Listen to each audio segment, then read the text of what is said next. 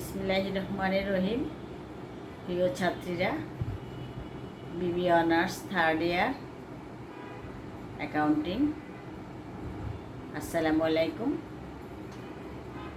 Online class মহিলা college Chittagong থেকে তোমাদেরকে স্বাগত জানাচ্ছি। আমি ফরিদা ইয়াসমিন, হিসাব বিজ্ঞান বিভাগ। আশা রাখছি তোমরা সবাই ভালো আছো, সুস্থ আছো এবং বইপত্র নিয়ে উপস্থিত থেকেছো অনলাইন ক্লাস করার জন্য। আমরা ক্লাস শুরু করছি। আজকে নিরীক্ষা ও নিশ্চয়তা সাবজেক্ট থেকে তোমাদেরকে পড়াবো অধ্যায় 2, নিরীক্ষা পেশা। পেশার সংজ্ঞা কাকে বলে, পেশা হিসেবে হিসাব বিজ্ঞান। নিরীক্ষা কি পেশা? বাংলাদেশে হিসাব পেশার ইতিহাস। মনোযোগ দিয়ে খেয়াল করবে কেমন।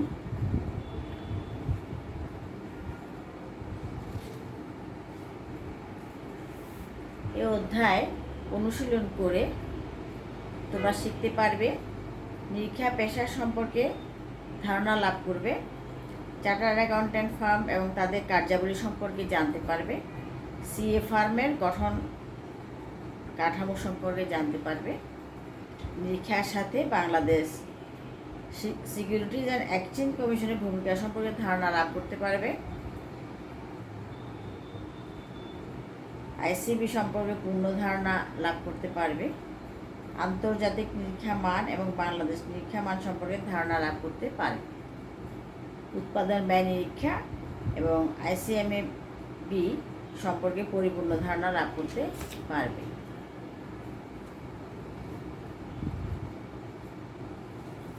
পেশা, নিরীক্ষা পেশার কিছু ভূমিকা আছে।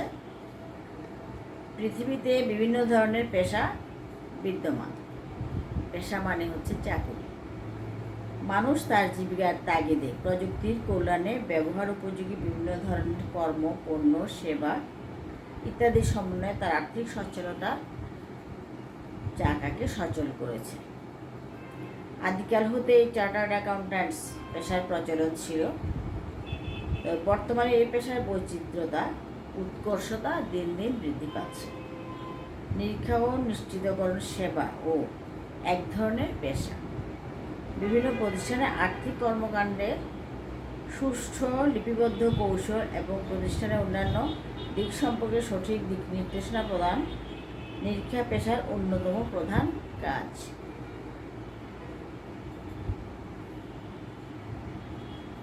এই উপমহাদেশে তথা সারা বিশ্বে এখন নিরীক্ষা পেশা অত্যন্ত জনপ্রিয়, সম্মানজনক ও প্রয়োজনীয় একটি পেশা হিসেবে স্বীকৃতি পেয়েছে।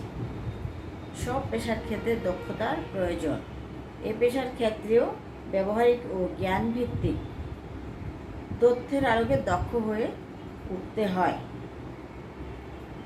তাহলে আমরা কিছুটা বুঝতে পারলাম নিরীক্ষা পেশার ভূমিকা। এখন আমরা জানব নিরীক্ষা পেশার ভূমিকা করার সাথে সাথে পেশার সংজ্ঞা। পেশা কাকে বলে?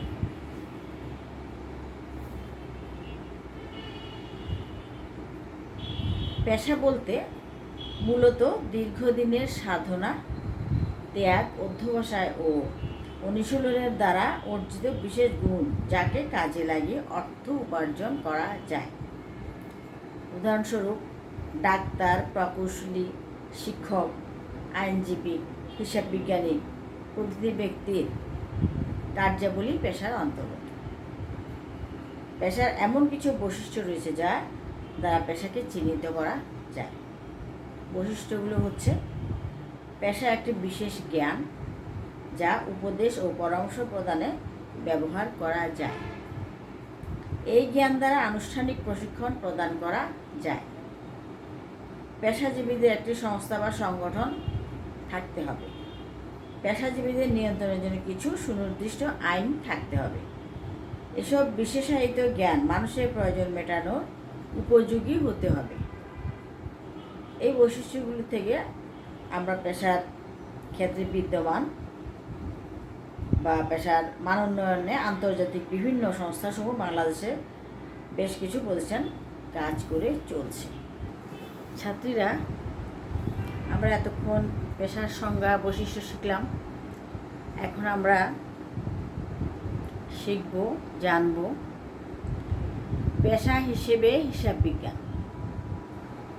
হিসাব বিজ্ঞানের ইতিহাস অতি সুপ্রাচীন হলেও শিল্প বিপ্লবের পর থেকেই মূলত এটি পেশা হিসেবে স্বীকৃতি লাভ করেছে। অর্থাৎ শিল্প বিপ্লবের পর থেকে হিসাব বিজ্ঞান সরাসরি পেশা হিসেবে স্বীকৃতি পেয়েছে। বর্তমানে সারা বিশ্বে এটি একটি অতি সম্মানিত, সর্বজন স্বীকৃত পেশা।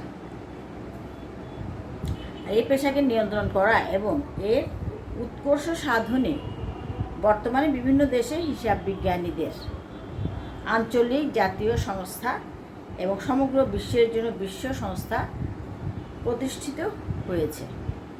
বর্তমান বিশ্বে হিসাব বিজ্ঞানের পেশা বলতে দু শ্রেণীর যোগ্যতা সম্পন্ন হিসাব রক্ষকদের বোঝানো হয়েছে। এদের মধ্যে একটি হলো আর্থিক হিসাব বিজ্ঞানীদের ক্ষেত্রে প্রযোজ্য, যাদেরকে চার্টার্ড অ্যাকাউন্ট্যান্ট বা সিএ বলা হয়ে থাকে। নিশ্চয় তোমরা সিএ যারা চাকরি করে পাশ করেছে তাদের সম্পর্কে জেনেছ, শুনেছ। এবং অপর গ্রুপটি হলো কস্ট অ্যান্ড ম্যানেজমেন্ট অ্যাকাউন্ট্যান্ট বা সিএমএ। বাংলাদেশ এদের নিয়ন্ত্রণের জন্য দুটি পেশাজীবী সংস্থা, দি institute of chartered accountant of Bangladesh ICAB এবং দি institute of cost and management accountants of Bangladesh ICMAB প্রতিষ্ঠিত হয়েছে। বর্তমান বাংলাদেশে বিভিন্ন বিধিবদ্ধ কোম্পানিগুলোর হিসাব নিরীক্ষা বাধ্যতামূলক করা হয়েছে এবং এই ক্ষেত্রে চার্টার্ড অ্যাকাউন্ট্যান্টসরাই পেশাদারী নিরীক্ষক হিসেবে নিয়োগ পেয়ে থাকেন। অবশ্য 1994 সালে কোম্পানি আইনের 220 ধারায় কিছু বিশেষ ধরনের প্রতিষ্ঠানের উৎপাদন ব্যয় নিরীক্ষা বাধ্যতামূলক করা হয়েছে এবং সেই ক্ষেত্রে ICMAB থেকে পাশকৃত ব্যক্তিরাই তা নিরীক্ষা করার যোগ্যতা রাখেন। বুঝতে পেরেছ? আর্থিক নিরীক্ষা এবং চার্টার্ড অ্যাকাউন্ট্যান্ট পেশা কি? আর্থিক নিরীক্ষা বা অডিটিং পেশাটি সুপ্রাচীনকাল থেকেই প্রচলিত ছিল। প্রাচীনকালে কারবার প্রতিষ্ঠানে রক্ষিত হিসাবের সত্যতা যাচাই করার জন্য পৃথক ও নিরপেক্ষ বিচারকের কাছে রক্ষিত হিসাবের বর্ণনা দেয়া হতো। ইংরেজি অডিটিং শব্দ অডায়ার মানে শ্রবণ করা শব্দ থেকে উৎপত্তি হয়েছে। 1844 সালে ব্রিটেনে কোম্পানি আইনের দ্বারা শেয়ার হোল্ডারদের স্বার্থ সংরক্ষণের জন্য পরীক্ষিত হিসাব বিবরণীকে বার্ষিক সভায় পেশ করার বিধান করা থেকেই অডিটিং শাস্ত্রটি নতুন করে সৃষ্টি হয়। 1854 সালে ইংল্যান্ডে পৃথিবীর প্রথম চার্টার্ড অ্যাকাউন্ট্যান্টস ইনস্টিটিউট প্রতিষ্ঠা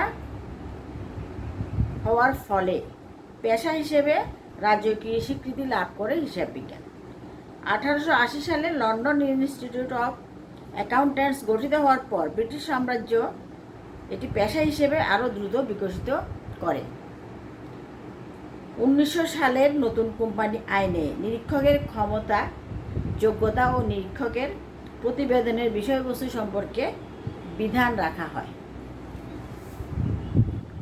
ব্রিটিশরা হিসাব বিজ্ঞান পেশার গোড়াপত্তন ঘটালেও আমেরিকানরা এক্ষেত্রে উৎকর্ষ আনয়ন করে এবং পেশা দ্রুত উন্নতি লাভ করে।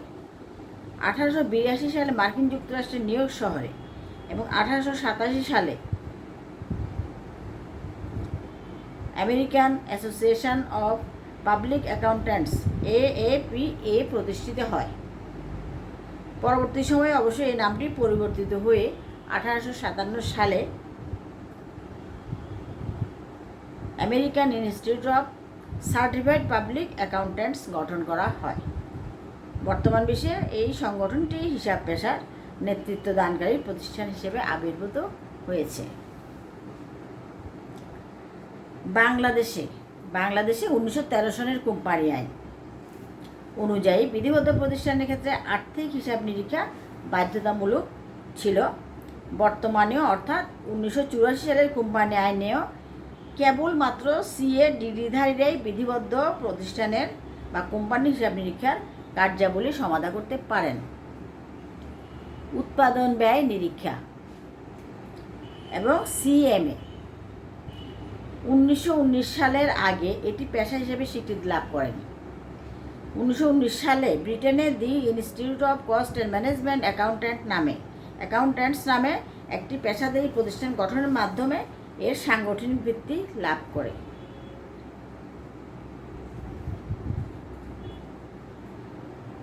বাংলাদেশে প্রচলিত 1994 সালের কোম্পানি আইনের 220 ধারায় কতিপয় কস্ট অ্যান্ড ম্যানেজমেন্ট অ্যাকাউন্ট্যান্টসকে কতিপয় বিশেষ ধরনের কোম্পানির হিসাব তথা উৎপাদন ব্যয় নিরীক্ষা সম্পন্ন করার আইনগত ক্ষমতা দেয়া হয়েছে।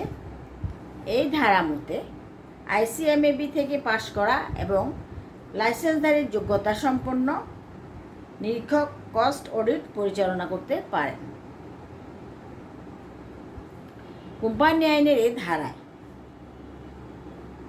উদ্দেশ্য পূরণের লক্ষ্যে অত্র আইনের 226 ধারায় প্রদত্ত ক্ষমতা বলে বাংলাদেশ সরকার 1997 সালের 18 নভেম্বর কস্ট অডিট রিপোর্টে বিধিমালা জারি করেন। মূলত এর মাধ্যমে বাংলাদেশে কস্ট অডিটের ভিত্তি স্থাপিত হয়।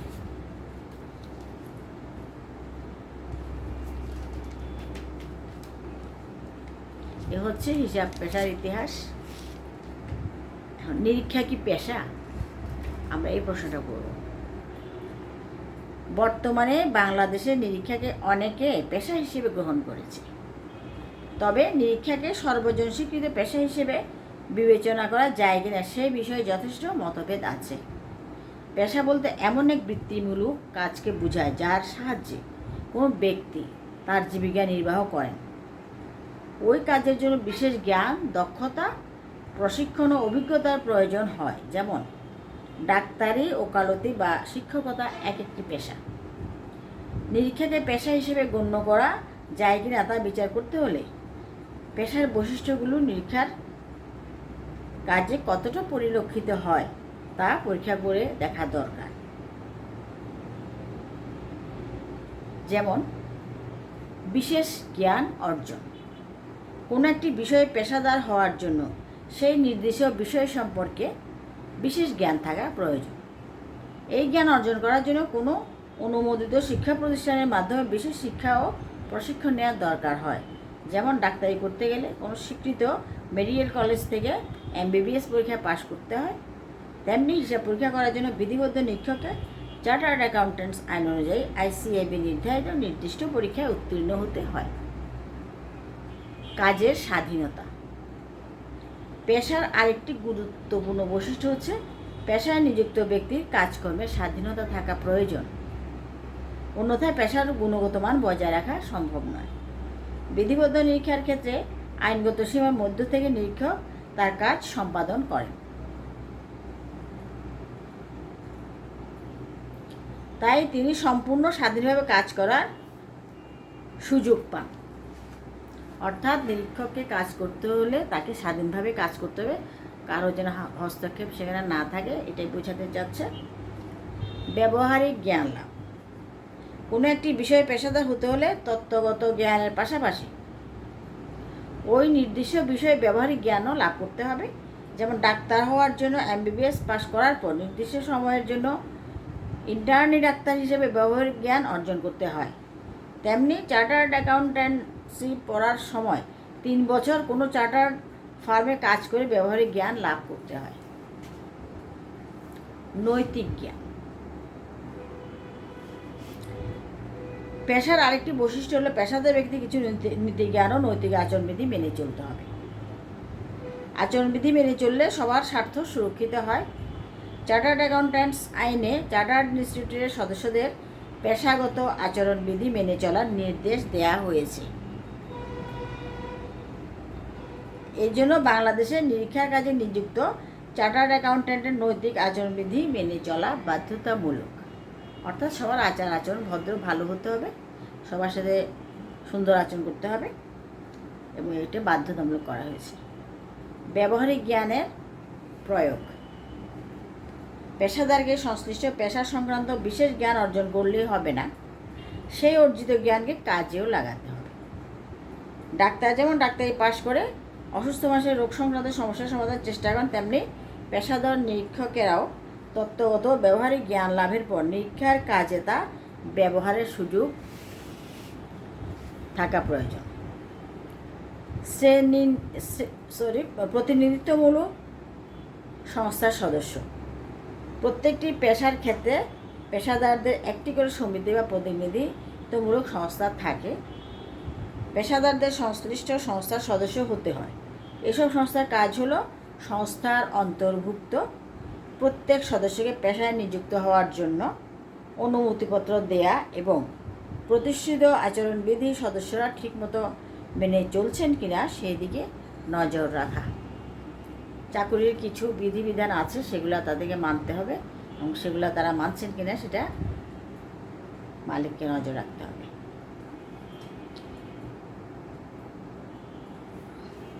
সামাজিক দায়িত্ব, পেশায় নিযুক্ত প্রতিটি ব্যক্তির সামাজিক দায়িত্ব আছে, সেই দায়িত্ব পালনে তার যথেষ্ট যত্নবান হওয়া উচিত। পেশাদার ব্যক্তি সমাজে সেবা পরিবেশন করেন, বিনিময়ে পারিশ্রমিক গ্রহণ করেন, কিন্তু তার মনে রাখা দরকার সেবা পরিবেশন করাই পেশার মূল উদ্দেশ্য। তাই পারিশ্রমিকের টাকার অঙ্কের প্রদত্ত সেবার মূল্য নির্ণীত হওয়া উচিত নয়। সুতরাং এই সমস্ত আলোচনাগুলো থেকে আমরা লক্ষ্য করেছি পেশার মূল বৈশিষ্ট্যগুলো নিরীক্ষার ক্ষেত্রে বিদ্যমান এবং বাংলাদেশে তা বিরাজমান। তাই বাংলাদেশে নিরীক্ষা ব্যবস্থাকে পেশা আখ্যা দেওয়া যেতে পারে। আজকে এতটুকুই। মেয়েরা তোমরা ভালো করে পড়াশোনা করবে, এই পড়াটা মুখস্থ করবে এবং পরীক্ষায় এই ধরনের প্রশ্ন আসে সেটা খেয়াল রাখবে ফাইনাল পরীক্ষায়। আশা রাখছি তোমরা এতক্ষণে সব কিছু বুঝে নিয়েছো এবং বাকিটা তোমাদের নিজেদের উপরেই পড়া শিখতে হবে, লিখে লিখে পড়তে হবে এবং সেগুলো প্র্যাকটিস করতে হবে। সামনে পরীক্ষা, সুতরাং আরও অবহেলা নয়, ভালো করে পড়ালেখা করো। অনেক শুভেচ্ছা তোমাদেরকে। তোমরা খুব ভালো থেকো, স্বাস্থ্যবিধি মেনে চলো। আসসালামু আলাইকুম।